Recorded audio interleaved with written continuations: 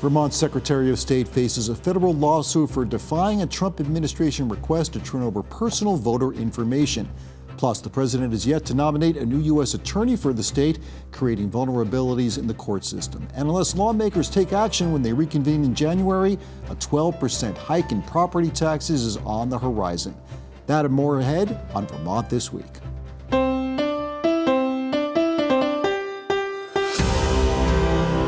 From the Vermont Public Studio in Winooski, this is Vermont This Week. Made possible in part by the Lintelak Foundation and Milne Travel. Here's moderator Mitch Wertlieb. Good evening, everyone. It's Friday, December 5th, and joining us on the panel today, we have Kevin McCallum, the reporter with 7 Days. Also from 7 Days, Colin Flanders and Howard Weiss-Tisman, a reporter at Vermont Public. Thank you all so much for being here today. We've got a lot to talk about as usual. Some big stories are hitting the state. Kevin McCallum, let's start with you. Vermont Secretary of State Sarah Copeland-Hansis is being sued by the federal government for withholding data. What is going on here? That's right. So Vermonters by this point are probably pretty familiar with the idea of Vermont suing the federal government. Our Attorney General, Charity Clark, has done that, I think, almost 30 times now. But this is the first time that the federal government has filed a lawsuit, in my memory, against the state. And they are going after the Secretary of State for refusing to turn over the voter rolls of the state of Vermont. And she did so twice. She did so verbally when they made a statement that they wanted the state to do that, and she said, no, that's not the policy of my office. The law of the state of Vermont says we do not share the information in the way in which you are asking for it. Then they followed up with a very stern and formal written demand for that information in September, and it was very clear that if the Secretary of State stuck to her guns and held to that position, that there could very well be consequences, and that's exactly what happened in a lawsuit filed on Monday. Now, that's interesting. You say a demand. Second, at first it was a request, right? That they requested that data. Now it's a demand? That's right. No, it was very clear. The letter was from their legal division, the Civil Rights Division of the Department of Justice, and it was very clear that they were starting to cite legal precedents. They were trying to explain what they were doing and why, and what the consequences may very well be if she chose not to, and she reiterated after that she wasn't going to do it. What about the why? Why would the federal government want this voter data information? So the stated explanation of the Department of Justice for this, and we're not the only state that they're requesting this data from. There's states all over the country. Some have complied, some have not. Some have been sued, some have not. Is that they are concerned about the integrity of the voter rolls, right? The elections are run by the states in this country, but the federal government obviously has a role and has a say in the integrity of those elections. And so the Civil Rights Division of the Department of Justice is charged with making sure that elections are fair and done with integrity. And so one of the ways that they can do that is they can make states check their voter rolls and make sure that their voter rolls are kept up to snuff and that they're accurate. And so the stated explanation is that they want to make sure that Vermont is properly maintaining its voter database. But the overwhelming consensus on the left, I think, fair to say, is that there is almost certainly an ulterior motive here by the federal government in seeking this kind of information. I think there was documented proof in somewhere else in the nation that some of the information that they were able to get from a different state was turned over in part to Homeland Security. So there's a very significant concern here that the federal government can't be trusted essentially with this data. It's got driver's license information, it's got the last 4 digits of people's social security, it's got birth dates, it's got addresses. Who knows how that information could be used by the federal government if it were seeking to, let's say, engage in mass deportation efforts. So that's the real concern, and I think that's one of the reasons that the law in Vermont is structured in such a way to make the bar very high for the federal government to get this information, and we'll see where it goes from here.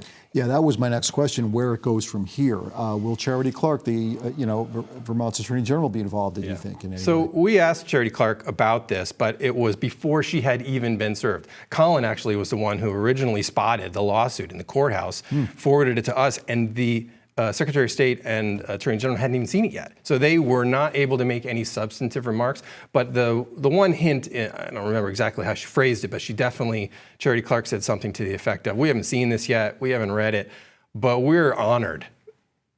Honored? We were honored to defend the Secretary of State, Sarah Copeland-Hansis, in this matter going forward. So and again, that's coming from someone who sued the federal government almost 30 times. So it's no surprise that she's going to come out swinging. She's going to stand up and defend the state of Vermont's right to maintain this information, keep this information, and prevent the federal government from having the kind of data that it could be personally identifying people. And one more quick thing, you're mentioning here that the federal government is saying this is about, in maintaining the integrity of the voter rolls. There has been no, and I'll throw this out to you too, Colin, no evidence of any kind of voter fraud in Vermont or anything like that, right, that they can point to? I haven't seen anything, even from the prior Secretary of State going years back, whenever questions about voter fraud have come up in previous administrations. I haven't heard of it. No. Okay, that's a simple answer there. I appreciate that. And we'll stick with you, Colin Flanders, on this next story. Vermont does not have right now a top federal prosecutor. Explain why that is, what that job entails, and why it may be putting the court system at a whole in a vulnerable spot. Yeah, so there are 93 districts in the U.S. Split up on federal court systems. Vermont has just one. It covers the entire state. And the job of the U.S. attorney is kind of twofold: to set their own priorities. And recent U.S. attorneys have focused, for example, on the sale of drugs across state lines or on gun crimes. And so they also carry out at the behest of the Attorney General of the United States. And it's an important position, and one that traditionally has been filled by people who are thought to have some higher career aspirations. It's sometimes a political appointed position, and obviously politics gets involved.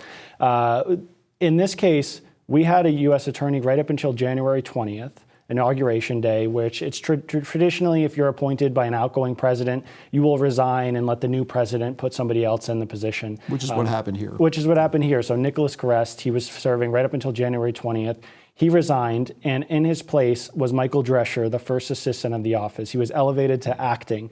And over the last handful of months, Michael Drescher has carried out the federal government's orders pretty well. He stood up in court and made what were objectively kind of some tough, kind of flimsy arguments on behalf of the government's attempt to, for example, imprison Mohsen Madawi. I think a lot of people remember that high-profile case. Also the case of the shooting of the Border Patrol agent who died. They are now seeking the death penalty. He has also carried out that. But the problem is that you can only serve in an acting role for up to 300 days. When you're filled in the way that he was. And on the 301st day, he immediately reverted back to his old title. And now Vermont does not have anyone in that position. We're only one of two districts in the entire country out of 92 that don't have acting U.S. attorney. Wow, and what is the risk to the court system here? Yeah, the problem here is a little difficult to know at the moment. It's an open question of whether we're really vulnerable here. I mean, we're seeing across the country challenges to Trump's attempts to fill these positions with some of his own preferred choices and doing some kind of questionable legal maneuvers and trying to avoid the Senate confirmation process because he gets tied up there very often with some of his picks. And we've seen challenges in California and New Jersey and a handful of other states where defense attorneys are saying, hey, wait a minute, this person is not lawfully serving in this position, and any cases that they're working on are now undermined. And so my client should not have to sit in jail because they have a case brought by somebody who is serving in this position illegally. Defense attorneys here in Vermont are keeping their cards close to the chest, but they are saying they are keeping close tabs on the situation, and they're going to do everything in their power to give their clients the best defense they can have. Really what this might come down to is the Supreme Court is going to have to weigh in on the question of whether someone in Michael Drescher's position, serving as a first assistant, can fulfill the duties of a U.S. attorney. And that could be coming pretty quickly. We had a recent decision in an appeals court that said, no, you can't. So the Supreme Court is going to have to weigh in. And in the meantime, we're going to have to keep an eye out and see whether defense attorneys are going to mount a challenge. But Thorpe would have to nominate Drescher, for example. And the president hasn't done that yet. No. And the way that typically works is that the highest ranking U.S. senator and the highest ranking member of the president's party typically recommend a name. And so in this case, that would be Senator Bernie Sanders and Governor Phil Scott.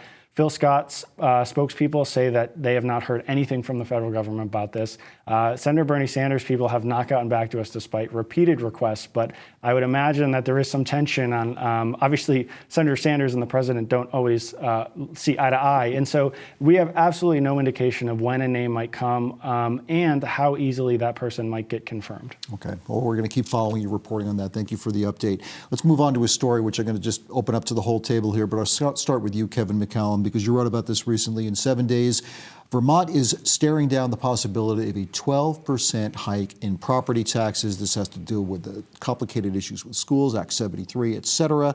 And the task force that was tasked with recommending what to do about school consolidation has decided, to not follow through with forced consolidation. Let's put it that way. The governor's not happy.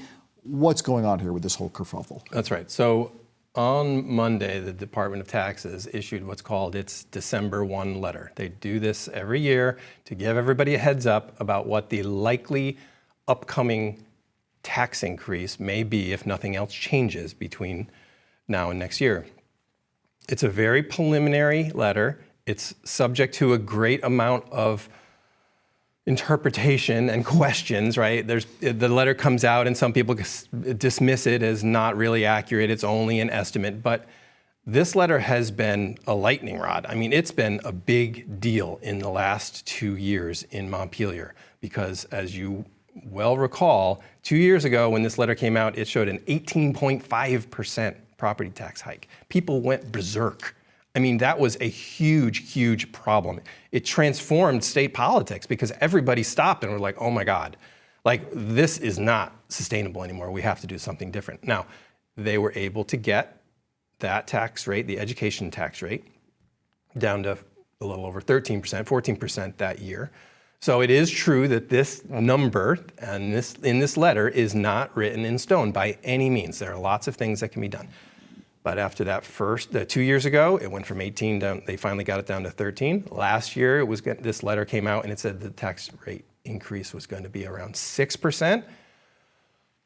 Lawmakers and the governor got together and said, we can't have that. We can't have that happen again on top of an 18% increase or 13%, 14% increase. So they bought down that debt, or they bought down that rate to just around 1%. So most people didn't see a significant increase in property taxes this year because of that. But now this letter comes out again this year, and we've got a 12% projected increase in education property taxes in the state of Vermont, which are not all your property taxes, but it's a really big chunk, about 3/4.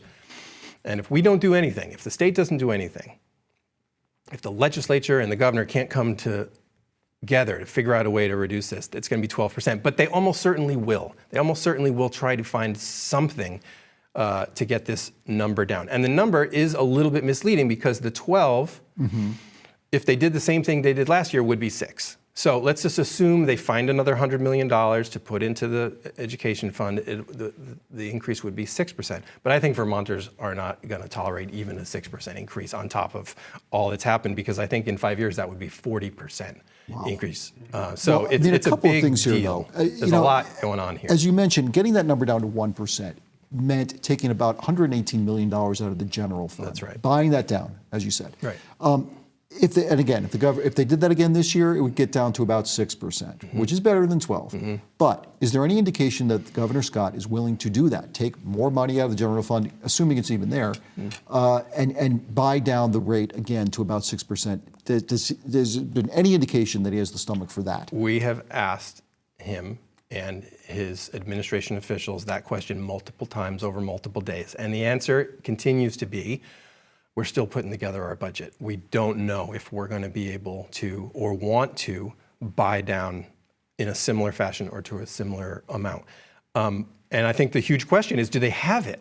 Right? Do they have that kind of money again in building their budget for next year? And if they are going to pull $120, $180, $60 million out of the general fund again to try to soften the blow to taxpayers, where's that going to come from? And so those questions are all up in the air, and they remain to be seen. But what it's really doing at this moment is it's putting tremendous pressure on the legislature and the governor to do something. And as you said earlier, it's putting a spotlight on that task force's decision not that long ago to not draw boundaries for consolidating school districts as required by last year's Act 73, which the governor and others have put all their eggs in this basket, right, of here's how we're going to find a way to restore some educational equity and to reduce costs in the state. So the first thing we got to do is consolidate the districts. They form a task force. They go out and they have these conversations about how to do that, and they come back and say, actually, we don't think that's the best thing. We don't think that's really going to reduce costs. And the governor has called them and their effort a failure. And so now the ball is on the legislature and in their court to figure out what are they going to do. We're not going to do these sweeping, big, consolidated school districts to save money, and we're going to go with one of these more smaller, more modest reform efforts to sort of create these service districts, consolidated service districts, where districts could maybe share their payroll and their transportation costs. Then that's rising to the top as what Democrats would like to do. But it's going to create this profound clash in coming months between those two visions of how to actually reduce costs. Do we stick with our guns? Act 73 passed by the legislature and call for these large districts to be formed, or do we go this other direction? Yeah, and no guarantee also that combining those districts consolidation would save the kind of money on property taxes. We just don't know. That's right? the number one criticism of the whole consolidation effort, is there's no evidence that that's actually going to save money. It's just going to create a lot of chaos, is what a lot of Democrats are saying. Okay. I want to move on to some stories that you've been reporting on, Howard Weiss-Tisman. And by the way, wonderful to have you here in the studio live. I think this is the first time that's ever happened. This is the first time. Instead of having you remote from Southern Vermont, it's great to have you here as well. Let me start by asking about this story on Vermont's small electric companies. The state is reviewing finances of these small electric companies. Why are they doing that, and what does this entail? Right. So this is there are 14 municipal electric departments in the state, and these are very small electric departments. They have really interesting histories. A lot of them came up late 1800s, 1900s, small towns trying to bring electricity to rural areas. So they started. A lot of them have hydro dams, and that's how they got the electricity. And they've just survived through all these years. Now, fast forward to now, there are two departments that are kind of in hot water. Hyde Park is about $4.5 million in debt. They're basically insolvent. Their rates are going up 20% to try to cover some of that. And Burlington Electric as well is also facing some problems with how they've been billing, some energy credits, et cetera. So the Department of Public Service is going to look at all 14 departments. They're looking at financial data. They're looking at electric grid reliability. And they want to know a little bit about how the staffing is there. Like all of industries in Vermont, the electric departments are facing workforce shortages. They're also facing challenges in who's serving on the boards. A lot of these departments have been around a long time, so the Department of Public Service is trying to kick the tires, kind of, see how they're doing. What's interesting, these departments, as I said, they started a long time ago. A lot of them are about 2,000 on average customers, and the electric industry has changed a lot. And they're buying on the market, they're facing technology challenges, climate change is bringing more storms, they've got cleanups. So it's a lot more complicated today than it was in 1890 to run an electric department. And so the Department of Public Service is just trying to see how they're doing. That's probably going to happen some point early next year. Will recommendations come out of this at all, do you know? Well, we'll see. They don't know. They don't know what it's going to happen. But the electric departments, at least the few I've spoken to, they're on board with this. They're not really kicking and screaming about it. They see the value of it. There's still a little bit working out between the Department of Public Service and VIPSA, the organization that kind of oversees them. And they're trying to figure out exactly what the state wants to see. But I think we're going to learn a lot about the health of them moving forward. Yeah, we'll watch your reporting on that too. You know, we've been talking about the problems with schools and where to find the money, et cetera. One of the things that affects schools and property taxes in a way that isn't quite obvious at first, it's off to the side, is healthcare costs. And one of the stories you've been reporting on is Brattleboro Hospital's difficulties. Apparently their CEO will not be returning Bit of a mystery there. What's going on? Oh, man. It's not good. It's very bad. So the CEO is kind of tangled up in this whole bigger issue that, as a lot of our viewers probably know, the hospitals go through a budget process every year. It starts in late spring. In the summer, the hospitals go before the Green Mountain Care Board. Last year, the legislature gave the Green Mountain Care Board kind of added power to oversee this. And this year, Brattleboro Memorial Hospital gave their budget numbers to state regulators, and they were like, it doesn't add up. It doesn't look good. So their original budget was kind of level funded. There was like a slight, they were making a little money. They were about breaking even. The state said, this doesn't look good. They resubmitted their budget last week. They're actually $14.5 million in the hole, which is huge. It's about $130 million budget, 10%. It's bad. And we're trying not to be hyperbolic here. I live in Windham County. I'm served by this hospital, but it's really bad. $14.5 million. So what's going to happen? I don't know. I don't know how you make up money like that. You know, the state Green Mountain Care Board is doing their best to figure out how these hospitals are going to survive. I don't know how you get over a $14.5 million hole. Yeah, I'm not sure a new CEO would even solve that problem. That's right. So the CEO gave the original budget, and then after the state said we don't like the numbers, the CEO went on leave. We don't know why. And then a couple weeks ago, the hospital came out and said, actually, we're cutting ties with him. And now 2 doctors from the hospital kind of acting in an interim basis. The hospital's been very active on social media. They're very transparent with what's happening. They're asking the community for support, but it's pretty bad. We've been thinking about Vermont hospitals for a while and wondering, which one might, they talk about bankruptcy, closing the doors. I don't think it would come to that because it's such an important part, but they're in a hole. I don't know. I know we're gonna end up doing an entire show on healthcare at some point, but I really appreciate the update you gave us on that. Thank you. Colin Flanders, I want to turn to a story that you wrote about. We know about the terrible story about the National Guard member who was shot and killed. Another was severely wounded by an Afghan national who, was in this country. You were writing about those Afghan nationals now living in Vermont who are kind of on edge after all of this. Certainly after what President Trump said and his inflammatory comments about who's going to be let in, what have you. What are you hearing from the Afghan community here in Vermont? Yeah, I mean, people are anxious, people are scared. And it's not just in Vermont, it's across the country. I mean, there's more than 100,000 Afghan nationals who came over here after the U.S. pulled out of Afghanistan in 2021. And all of those people are trying to rebuild their lives here. And they're having some difficulty. I mean, we did a story last year about Afghans living in Vermont and the challenges that they face. One big one is bringing their families over here. There are dozens and dozens of men who live in this state right now who have not seen their families since 2021 because they can't get them over here, even though the U.S. government promised them that they would be able to do that. And let's not forget, some of these folks were those who were interpreters, were helping U.S. soldiers that they owe their lives to. Yeah, in some cases. In many cases. I mean, there are, if you were eligible to come over here, one of the main reasons was because you worked on behalf of the U.S. government, and that work put you at risk under the Taliban regime. And so they are really nervous. One, that they're going to be blamed for something that they had nothing to do with. Right, but one individual. Yeah, one individual. And so the people who work with these communities are trying to really thread the needle here between condemning the act itself, but asking to not blame an entire community for this. But the big fear now is, what's going to happen? Trump's vowing a re-examination. Nobody knows what that means. A lot of people are here still on temporary statuses.